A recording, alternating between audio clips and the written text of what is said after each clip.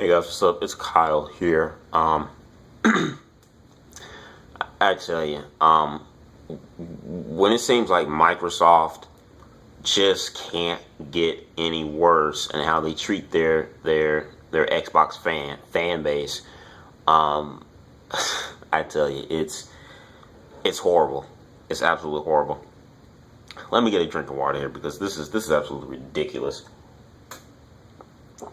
Okay. Remember when I just did a video yesterday or 2 days ago, giving you my final thoughts on Xbox One and PlayStation 4 from the E3. And in that video, I explained how Microsoft really did not hit on the basics of is the Xbox One required?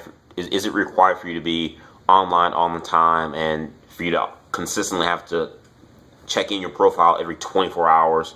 Otherwise, like, you have to reboot up the whole darn system and everything. And it doesn't support used games. Well, we pretty much got that answer this morning. It was an interview after E3, but the video wasn't posted up until this morning. From Game Trailers, they spoke with Xbox CEO, the president of Xbox, Don Mattrick. Don Mattrick is a freaking genius. I mean, I'm not gonna speak for all game developers, but I know from speaking for myself and some other game developers, Don Mattrick is somebody that a few of us admire in the video game world. I mean, the guy freaking started his own business at 17. He was making video games, and I mean, started his own business. I mean, the guy was right off the bat teenager. The guy was like a genius. But he pretty much answered the question right away, and it wasn't just the fact that he answered the question, but the fact that, how should I say, the fact that Don Mattrick kind of was a bit snobbish and kind of, in my opinion, I felt kicked the Xbox fans right in the balls, pretty much, without a care in the world.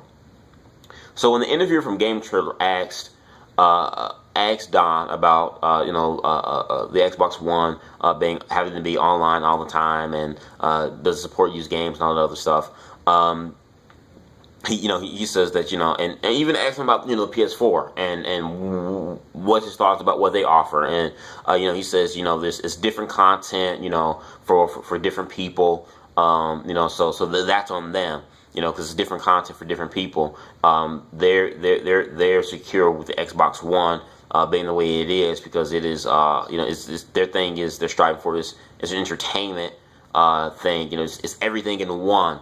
And he said, it's the internet is now this. He says, they've looked at the studies and everything else, and everyone is on internet. And he says, he sympathizes with the people that don't have internet or may necessarily care for the internet. But it says for those who prefer to play games offline, he says we have another product that we recommend for you, Xbox 360.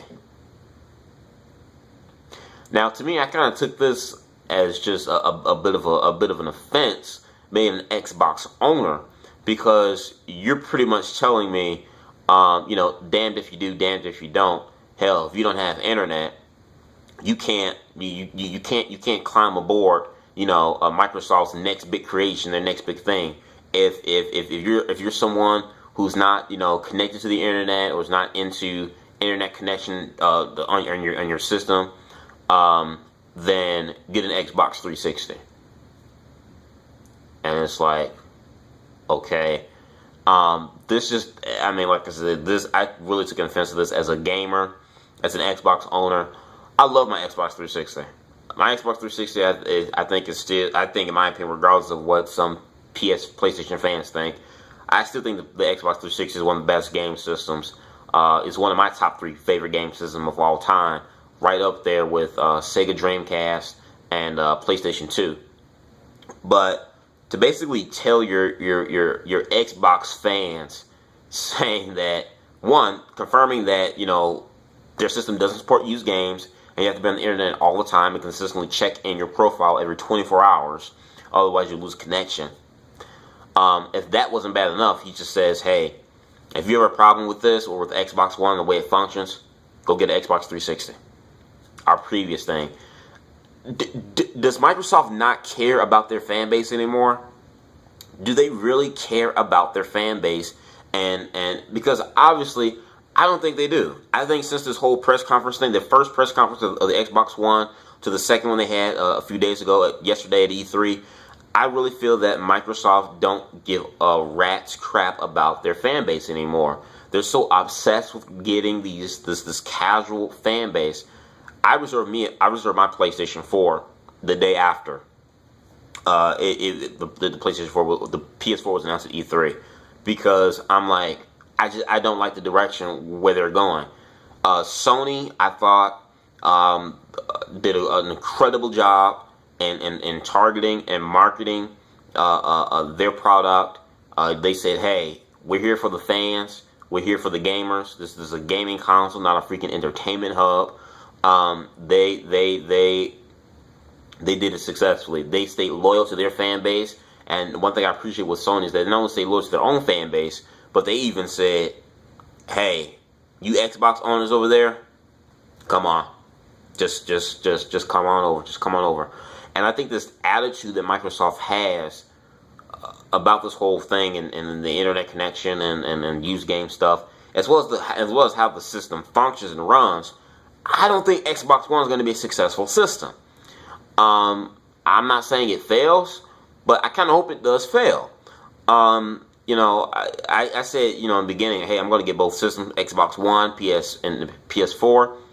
But after seeing what the Xbox One has to offer and how it functions and all this other stuff, and what Microsoft are standing firm in and how they're marketing this product, and on top of that, have Don Matrick, the president, to make this statement that he made. I don't think I'm going to even get an Xbox One. Period.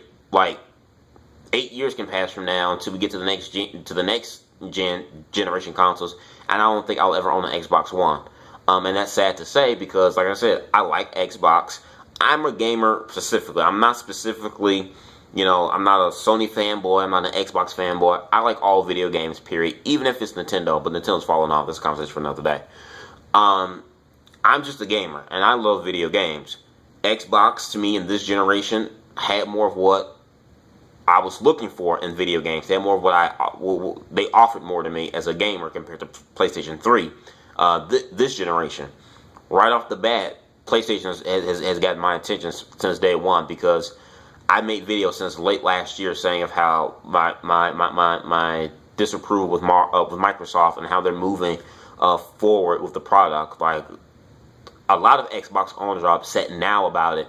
I saw the light at the end of the tunnel before anyone else did. And you guys, my subscribers, you guys know that for a fact, because I made tons of videos about this for since November, October. I've made videos about this. I'm saying of how I just don't like the direction of Xbox and where they're taking the product. And I'm like, I'm jumping ship. So I jumped ship a long time ago before the boat even sank. I think this is really it's ridiculous, and I think it's sad, the kind of attitude that they're carrying towards their hardcore fans. I mean, the fans that have been there since day one, since the original Xbox through 360 up to present to date, and they're just pretty much saying, hey, and I think it's really bad too, especially when they're gonna stop supporting the Xbox 360. So I mean, when you get in the next 3 years from now, 2 to 3 years from now, and their full focus is on Xbox One and the 360 declines, what do you do then? People who want to be a part of Xbox, but they don't have internet and they can't play used games on the X1, but they're stuck with their previous gen consoles. What do you do in a case like that?